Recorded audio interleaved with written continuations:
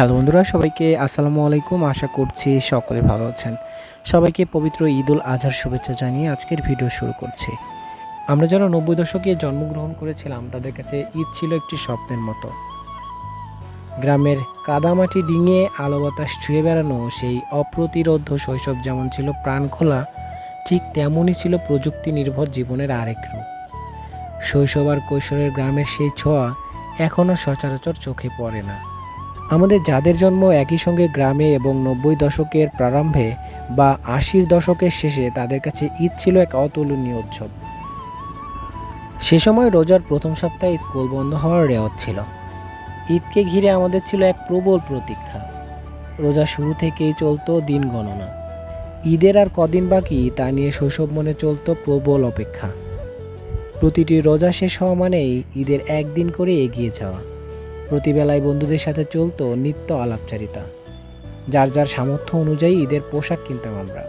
কাপড় যেমনই হোক, দাম নিয়ে কখনোই আমাদের মাথা ব্যথা ছিল না, বরং ছিল ঈদের পোশাক লুকিয়ে রাখার প্রবণতা।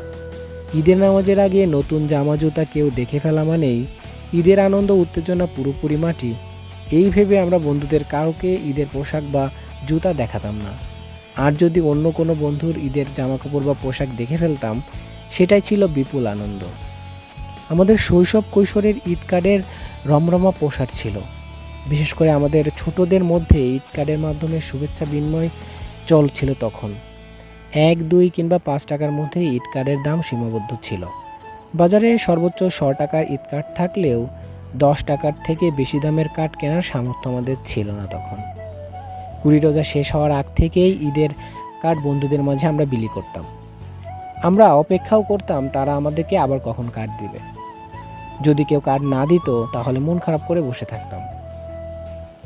আমরা যারা তখন শিশু কিশোর ছিলাম তাদের মধ্যে ঈদের চাঁদ দেখা নিয়ে ছিল প্রবল উত্তেজনা ও আগ্রহ। 29 রোজাতে আমরা দিনের শুরু থেকে শেষ পর্যন্ত প্রতীক্ষা করতাম ইফতারের সময় আসবে কখন আর কখন আমরা চাঁদ দেখব। কারো কারো তো ইফতার করার মতো ধৈর্য থাকতো না, কারণ যদি আকাশের কোনো ক্রমে চাঁদের দেখা মেলে তবে বড়াই করে বলা যাবে ঈদের চাঁদ আমিই প্রথম দেখেছি। 29 রোজায় যদি ঈদের চাঁদ না দেখা যেত তবে বিরস বদনে আমরা বাড়ি ফিরতাম, কারণ আরও একটি দিন অপেক্ষা করতে হবে যে। আর সেদিন নতুন চাঁদ দেখার মতো তেমন উত্তেজনা থাকতো না, কারণ মেঘের কারণে চাঁদ দেখা না গেলেও পরদিন যে ঈদ এটা সবাই জানত। চাঁদ দেখার জন্য উপযুক্ত স্থান ছিল বিল কিংবা ফাঁকা জায়গা।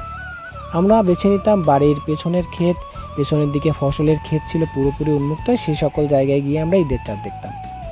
ঈদে ভোরে উঠে আমরা পুরুষেরা সবাই একসঙ্গে পুকুরে কিংবা নদীতে গোসল করতে যেতাম। ঈদগায় যাওয়ার আগে বাড়িতে প্রথমে খানিকটা মিষ্টিমুখ করে নিত বড়রা। আমাদের ছোটদের অবশ্য খাওয়ার থেকে সালামি ছিল সমস্ত আগ্রহের কেন্দ্রবিন্দু। প্রথমেই পরিবারের সবচেয়ে বয়োজ্যেষ্ঠ সদস্য অর্থাৎ দাদা কিংবা দাদির পা ছুঁয়ে সালাম করতেই চকচকে নোটের দেখা মিলত তখন যে এই নোট পেয়ে আমরা কি খুশি হইতাম। আদায় করা সালামি দিয়েই ঈদগাহের পার্শ্ববর্তী মেলা থেকে চলতো খেলনা সামগ্রী কেনা। তখন ছিল টিনের পিস্তল, বারুদের চাকতি, লাদেন বোমা, ইয়ো, মাটির নানা পুতুল আর বাঁশি বেলুনের যুগ ছিল তখন। অন্যদিকে টিনের পিস্তলের সঙ্গে থাকতো বারুদ মোড়ানো কাগজ। গুলি করলেই ঠুসঠাস শব্দে যে রোমাঞ্চ হতো তা কিন্তু ছিল অতুলনীয়। একই সঙ্গে তালপাতার বাঁশির অনবদ্য প্যাপ ও শব্দে বাড়ি মাতিয়ে রাখার যে আনন্দ, তারও কোনো ব্যাখ্যা পাওয়া যাবে না এখন। আমাদের শৈশব কৈশোরে ঈদের পরদিন নানা বাড়ি যাওয়ার চল ছিল।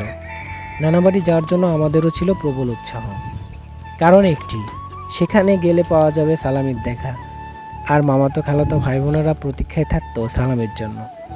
অবশ্য যাদের নানার বাড়ি একই গ্রামে ছিল তারা কিছুটা সৌভাগ্যবানই বলতে হবে, কারণ ঈদের দিনেই তারা নানা নানি মামা মামির কাছ থেকে সালামি আদায় করার সুযোগ পেত। তখন ঈদে দূরে বেড়াতে যাওয়ার চল ছিল না, বরং পরিবার আত্মীয় স্বজনের সঙ্গে মিলেমিশে একসঙ্গে চলতো শৈশব কৈশোরের ঈদ উদযাপন। সময়ের সঙ্গে সঙ্গে যেমন আমাদের বয়স বেড়েছে, অনেকাংশেই ফিকে হয়ে গেছে এই সকল ঈদ আনন্দ। প্রযুক্তির মেলবন্ধনে পূর্বে সেই নিখাদ আবেগ হারিয়েছে অনেকখানি। তবুও শৈশব আর কৈশোরের কোমল মাটির সোদা গন্ধের গ্রামের সেই ঈদ আনন্দ রয়ে গেছে স্মৃতির মানসপটে। সো বন্ধুরা, আজকের এই ভিডিওর মাধ্যমে আপনাদেরকে পূর্বের যে ঈদ আনন্দগুলো ছিল সেগুলো কিছুটা তুলে ধরার চেষ্টা করেছি। আশা করছি ভিডিওটি আপনাদের ভালো লেগেছে। সো বন্ধুরা, আজকের ভিডিও ছিল এ পর্যন্তই। সকলে ভালো থাকবেন। আসসালামু আলাইকুম।